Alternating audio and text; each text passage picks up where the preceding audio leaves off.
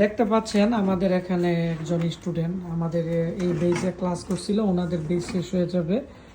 তো উনি আজকে আমাদের এখানে নষ্ট একটা পাওয়ার সাপ্লাই পড়েছিল, এটি কিন্তু উনি রিপেয়ার করে ফেলেছে। আর আমাদের এখানে সিরিজ লাইন আছে। তো এসি লাইনে কাজ করতে গেলে যেখানে কারেন্ট আছে এগুলো কিন্তু ম্যাক্সিমাম ক্ষেত্রেই সিরিজ লাইন দিয়ে কাজ করতে হয়। তো আজকে উনি এই পাওয়ার সাপ্লাইটি রিপেয়ার করেছে। তো ওনার নাম এবং কোন জায়গা থেকে ট্রেনিংয়ের জন্য আসছে আমরা বলে দিব। তো উনি আমাদের এখান থেকে চিপ লেভেলে ল্যাপটপ ডেস্কটপ রিপেয়ারিংয়ের ট্রেনিংয়ের জন্য আসছিল। তো আপনি কোথায় থেকে আসছেন? আমি রাজশাহী জেলা থেকে আসছি। আপনার নাম? আমার নাম মোহাম্মদ বিলাল হোসাইন। গ্রামের নাম? গ্রাম গোসাবন নতুনপাড়া। আচ্ছা, আপনি আজকে এই যে পাওয়ার সাপ্লাইটি যে ঠিক করেছেন এর মধ্যে পিএস অন যে ভোল্টেজ ছিল, তো ভোল্টেজ ছিল না, আর এসবি 5 ভোল্টেজ ছিল। তো পাওয়ার সাপ্লাইটি ডেড কন্ডিশনে আপনি ওইখান থেকে কুড়াইয়ে পাইছিলেন আমাদের গোডাউন থেকে।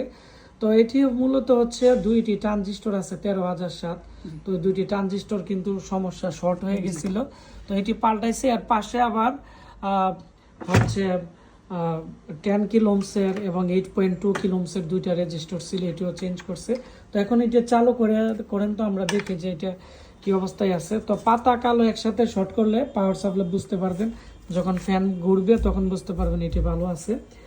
তো ওনার জন্য দোয়া করবেন, আসলে উনি অনেক পরিশ্রম করতেছে এবং উনি ল্যাপটপ ডেস্কটপের মাদারবোর্ডও কিন্তু কয়েকটা ঠিক করেছে। তারপর হচ্ছে আজকে একটা পাওয়ার সাপ্লাই ঠিক করেছে, এই যে ফ্যান কিন্তু ঘুরতেছে।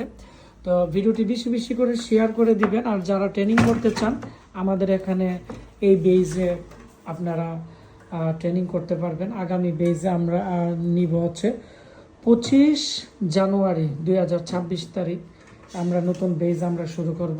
তো সবাই ভালো থাকবেন, দেখা হচ্ছে নতুন কোনো একটি কাস্টমার রিভিউতে।